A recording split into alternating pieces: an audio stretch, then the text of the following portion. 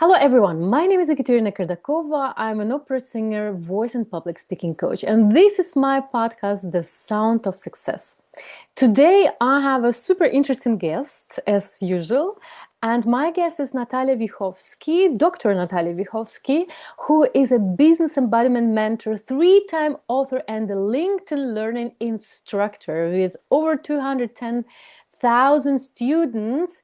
We will talk about an important topic, the understanding, the new understanding of success. True success begins with self-leadership, not self-proof.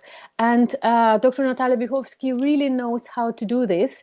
And I would like, first of all, say thank you very much for your time. I know that you're super busy. You have a super tight schedule. And thank you for this short interview in my podcast discussing this important topic. First of all, thank you very much for joining me for this podcast. Immediately to the questions. You have, as I said also before in our private conversation, that you have such an interesting biography, that you have your PhD, especially in specializing in communication, and you wrote your books about LinkedIn and personal branding. However, you have a very interesting perspective, especially for business and solopreneurs.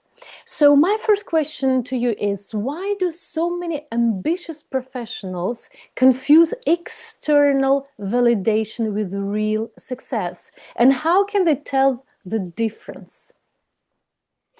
Wow, I love it that we're going so deep from the very beginning. First of all, thank you so much, Ekaterina, for having me. External validation, that's an interesting one. The answer doesn't exist, and I do feel that every individual has their own journey and their own curriculum if you believe that life is, in quotation marks, just a school. What I've seen over the years of guiding literally hundreds and thousands of entrepreneurs is that when we are little children, we are connected to our body. We discover our hands, our feet, we walk, we fall down, and we experience being some might say, spiritual being, having a human experience. And so, okay, we're having this body, and we're having emotions, and we're having a mind. And all of this somehow forms over the month and the years. And then our caretakers give our best to raise us, to educate us, to make us a fantastic member of society that contributes to society, that makes it, that is successful, whatever that means. And I do fully believe that our caretakers, our mother, father, whoever raises us, they do their best that they can based on the awareness level that they have and their resources and time and whatever. So the issue though is that we as kids, we're still very connected to ourselves, to maybe even a higher intelligence. So we simply know. And we understand, just like that, what is right, what is wrong, what works for us, how we navigate through life. But then things happen, and let's say our mother or father says, don't do that. No. Although everything in your body says yes. So you're confused. And then again, you do something, and for you it's a yes. But your mother says no, because she doesn't want you to get hurt, she doesn't want you to get burned, because whatever, that's not what you do in society. So this is when the confusion starts. That's one part. And with the confusion, we slowly disconnect from our knowing, from our intuition, from our body, and we slowly but surely start to land more in our mind and start to use our mind more. And for me, when I work now or nowadays with individuals, what I do is I help them remember how it feels to know, to reconnect to the inner intuition and find a healthy balance between mind and body. So that's the first part. And the second part is the validation. We also learn relatively quickly that when we do something quote unquote well, we get the applause, the chocolate, the hug, the €5, whatever it is. So we start to perform, we start to do better because we realize, ooh, it feels good. There's nothing wrong about it. But the problem happens when we start to need that more and more. and when we disconnect again from ourselves. So this is when we, or some of us, definitely me until 4 years ago, realize that we throw our own validation, our own knowing overboard, and we start to totally depend on the applause or approval of others. And again, that is relearnable. But then at the same time, and this is the last part, then I hand over to you again, we, in my perception, we in the Western world, we confuse success, or we have a very limited perception of success, which is purely materialistic, which means the status, the car, the title, da, da, da, da, da, da. And at the same time, when you look at social media and when you look at all of these magazines and what people say about other people, when you zoom out and look at it from a meta perspective, let's say you're an alien or you're somebody who lands on Earth for the first time, what you will realize pretty quickly is that we in Western society, for us, social proof equals success. So again, which then goes back to validation, applause, likes, award, cover on a magazine, whatever that is. So to me, these are the core factors that contribute to that confusion, self or disconnection from the self, and sometimes even self-betrayal or disconnection, or however you want to label it. Over to you. You know, it's so interesting. I just shortly tell a story. You know, I studied pedagogy where I in Germany when I for the first time had to go to German school because I finished school in Russia. And I've seen over the years, I'm working with kids for 11 years now, and I've seen that when a child, for example, I work with kids since they're 2 years old. They don't speak yet, but they understand everything because, as you said, they know exactly what they want and how it feels. And they're so connected. And then I see if a child, like I'm working with 5, 6, 8 years with the same child, and I see when the child goes to school, everything is blocked. I don't know how the school, the system changes the child immediately. And when I, with the same child with whom I know for years, and the child, me too, he or she trusts me a lot. And I ask, what happened to you? And hearing she says, you know what? To make mistakes is not good. you know yeah, Ooh, so wow. because of the notes, and but not only because of the notes, because in Germany we have this system that until 10 years old they almost don't get notes. However, they feel that if you do something wrong is not good. They are so try to please other. And from here, I would like to ask you my second question. Many solopreneurs are stuck with overperforming and people pleasing. I would not even start stuck, but they're so tired of it because of also on social media, we always have to please someone to get up in the algorithm. What do you think? What is the first practical step to break this pattern? As you said, it comes from childhood. Break this pleasing and come back to self leadership. Another super interesting question. What I've learned, or what I gifted myself with over the last years, is that there are no shoulds and we don't have to. We always have choice.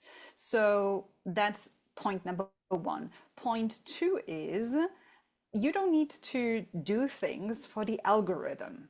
That is a very limited perception of reality, which makes you almost a victim or a slave to some kind of artificial intelligence. And I don't like that. I mean, if you want to keep this belief as an entrepreneur, solopreneur, go ahead. I just don't function that way anymore.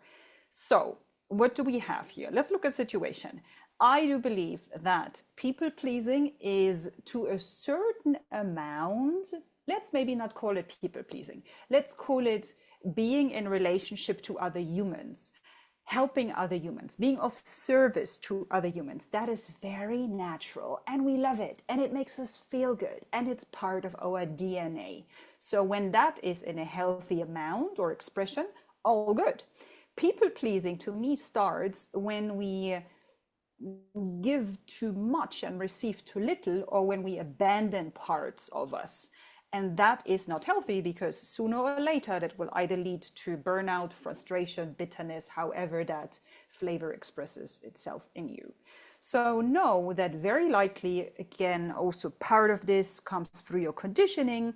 And then the first step would be observing that, realizing that you have it, and accepting is already pretty discomfortable, or can be uncomfortable. So once you have that, you have the awareness, then ask yourself, what is a baby step, a small thing you can do to not go into this energy?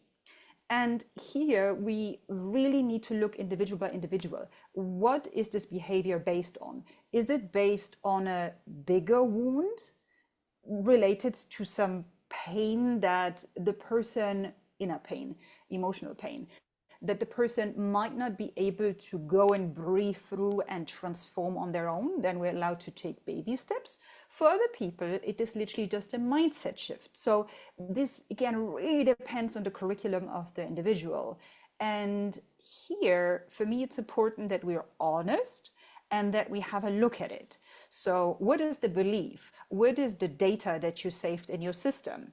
For me, for example, it was, oh, well, if I speak truth and if I show myself authentically and if I express myself, I will be punished. So I was curious and I said, okay, how will I be punished? Well, and I don't know where that comes from, but obviously that was part of my system.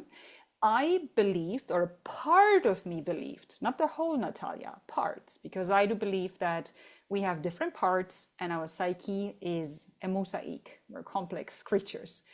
A part of me believed that when I speak truth, I will be punished. I will be punished in a way that I will not get the applause. I might not even get the attention, which equals abandonment. Ah, interesting. So of course I want to people please, because I am a social creature and I didn't want to be left alone. So I in the end realized that this whole thing was based on my core fear of being abandoned, which then one level deeper was the fear of being alone, which then was a task, an invitation for myself to be alone, to sit with it and understand the beauty and the gorgeousness of it, until I dissolved it and realized, that's an illusion anyway. But yeah, that's worth an individual session exploring it. And maybe one last thought, what I've observed over the last, let me think, 1 month, because I totally changed my content strategy. I had an honest conversation with myself and asked myself, where am I still performing, as you said, or where do I overperform, aka give too much, because of some weird beliefs? And I realized that I post too much and I don't want to do it. And the way how I express myself on social media also is not fun for me anymore. So also here I had an honest conversation with myself and then changed my content frequency and format. And once I've done that, my impressions, they skyrocketed. And nowadays, literally within 2-3 weeks, I have 5, sometimes 7 times more impressions, because I stopped acting out of wounding or what I think I should do, and more into what I truly want to do. And this is where, call it life, call it the universe, call it a higher intelligence, it will reward you or give you constructive feedback by giving you the results that you want. So if you don't get the results, don't be disappointed. See it as a signal feedback. You're not on the right track. What are you allowed to pivot or correct? And then the very last thought, and I hand over to you again. What I find very sad / dangerous is when we are not allowing ourselves to make mistakes. Because as you mentioned with the kids, it is crucial to life that we dare to experiment, to test, to fall down, to adjust our crown, and then continue walking. Because again, to me, life is a school. Nobody's perfect. And the best way to explore is to literally do. And if it doesn't work, do it again. And in the process, you will turn into the version of yourself that you actually want to become. Yeah. Yes, absolutely agree. And then you can also lead yourself better, right? As you said before, self-leadership, because I took this expression from you. And as you managed the mistakes, when the child says to me, I noticed that in school I don't allow to do mistake. And then I explain to them, but we need them to learn. I know that you love to learn. You need mistake to figure out how to do it better. And you also have your bestseller book, which is called Personal Branding with LinkedIn and Mhm. How to Grow on LinkedIn. You just mentioned posting and said that through mistakes and figuring out how to do it better, you can also figure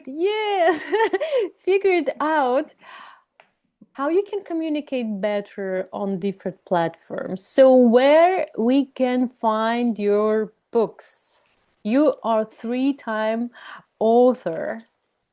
Exactly. So what you mentioned was the first book. Then after my second sabbatical, I've written these ones, also available in German and English, again on Amazon. And the third and last book is just available in English. This one I've published with my friend Jessica. This one you can literally get anywhere because it's through a publishing house. My favorite platform is still LinkedIn. So check me out there, connect with me. If LinkedIn is not your favorite platform, Instagram is an option, and we will also work on our YouTube channel very soon. It needs a little bit of a polish, so we can also catch up again there. Yeah, I love your YouTube. My podcast is also on YouTube, and I will connect our YouTube so all the people who are watching us and watching this podcast can immediately go to YouTube and watch all your fantastic videos, interviews, and talks with your clients. It's very interesting, important to see the results, and first of all, how people with your guidance got there. Thank you so much for your time. I can talk to you for hours, but I know, and I don't want to take more of your time. Now you will have your LinkedIn Live. Thanks a lot. Thanks for your ideas, and see you next time. I'm curious. I'm always curious to watch your LinkedIn videos and read your posts. Thanks a lot. Thank you. It was a pleasure. Thanks.